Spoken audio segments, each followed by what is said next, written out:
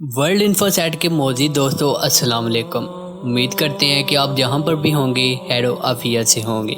नाजरीन, आज हम हिस्ट्री के जिस पहलू के बारे में बात करने जा रहे हैं वो है फितना याजूज माजूज। आखिरकार ये कौन थे और कहां से आए और कहां पर गए, इन सब बातों से हम आपको आगाह करेंगे। मगर हर बार की तरह जो लोग हमारे चैनल पर नए हैं वो हमारे चैनल को सब्सक्राइब कर दें ताकि हर आने वाली वीडियो की नोटिफिकेशन उन तक पहुंच सके।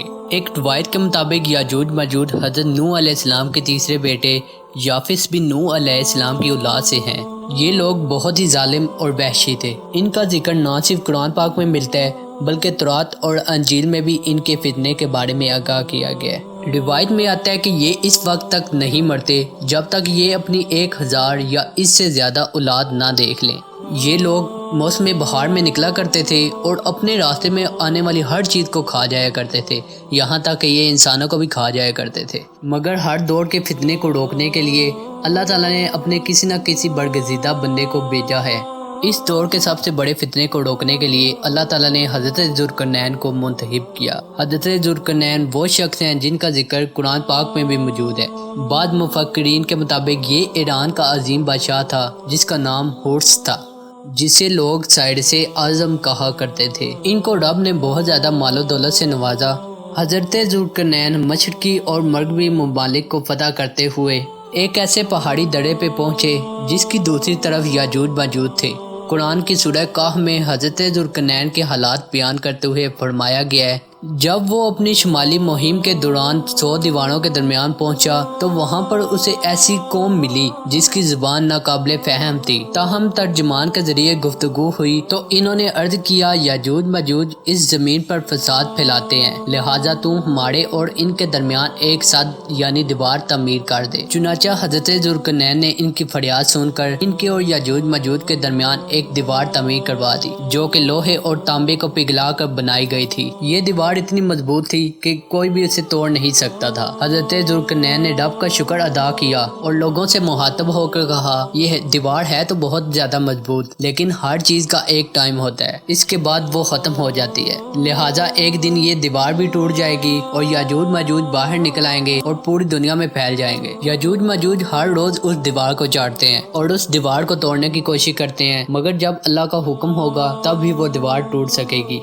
हर रोज कोशिश करते हैं और जब एक मुट्ठी बराबर सुराख हो जाता है तो उनमें से एक शख्स कहता है कि चले कल ये दीवार तोड़ लेंगे, और जब वो दूसरे दिन वापस आते हैं तो दीवार फिर से सलामत हो जाती है। मौजूद दोस्तों, ये सिलसिला इसी तरह जारी रहेगा और जब क़यामत करीब आएगी तो उनमें से एक शख्स कहेगा कि कल इंशाल्लाह ये दीवार तोड़ लेंगे, और इंशाल्लाह की बरकत से वो दीवार उसी तरह सलामत रहेगी। वो दूसरे दिन आएंगे और उस दीवार को तोड़कर बाहर निकल आएंगे। कुरान पाक में इरशाद होता है, यहाँ तक कि याजूज माजूज खोल दिए जाएंगे, वो हर बुलंदी से दौड़ते हुए आएंगे और सच्चा वादा करीब आ लगेगा। हजरत अबू हुरैरा से रिवायत है कि रसूल अल्लाह सल्लल्लाहु अलैहि वसल्लम ने इरशाद फरमाया, वो दीवार तोड़कर लोगों पर निकल आएंगे, यहाँ तक कि वो हर टीले से भागते हुए आएंगे, यहाँ तक कि इनके कौम के अगले अफराद जब बहरे तिब्रिया से गुजरेंगे तो इसका सारा पानी पी जाएंगे, और जब आखिरी अफराद यहाँ पर पहुँचेंगे तो कहेंगे कि कभी यहाँ पर पानी हुआ करता था। इस बात से आप अंदाजा लगा सकते हैं कि ये तादाद में कितने ज्यादा होंगे, यहाँ तक कि वो पूरी जमीन पर फैल जाएंगे और हर तरफ कत्लो गारत करेंगे। इन सब से फारिग होने के बाद वो आसमान की तरफ तीर फेंकेंगे। इनका ख्याल होगा कि हम आसमान वालों को भी मार देंगे।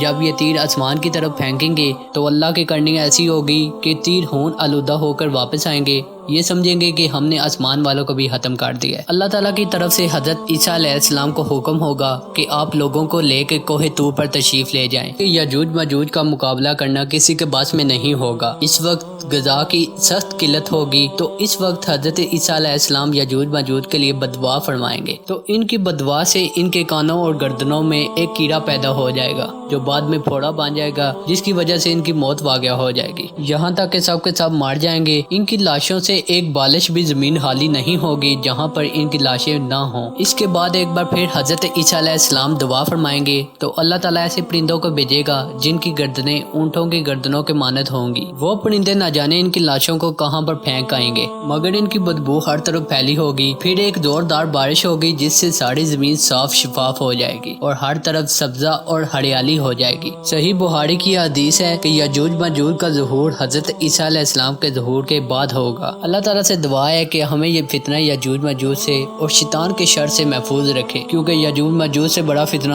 شیطان کا فتنہ ہے جو کہ ہمیں بری باتوں اور برے کاموں کی طرف لگاتا ہے۔ اللہ تعالیٰ ہم سب کو اپنے حفظ و امان میں رکھے، آمین۔ ناظرین، آپ کو یہ ویڈیو کیسی لگی ہمیں کمنٹ سیکشن میں ضرور بتائیے گا۔ ملتے ہیں اگلی ویڈیو میں، تب تک کے لیے اپنا خیال رکھیں اور ہمیں دعا میں یاد رکھیں۔ اللہ حافظ۔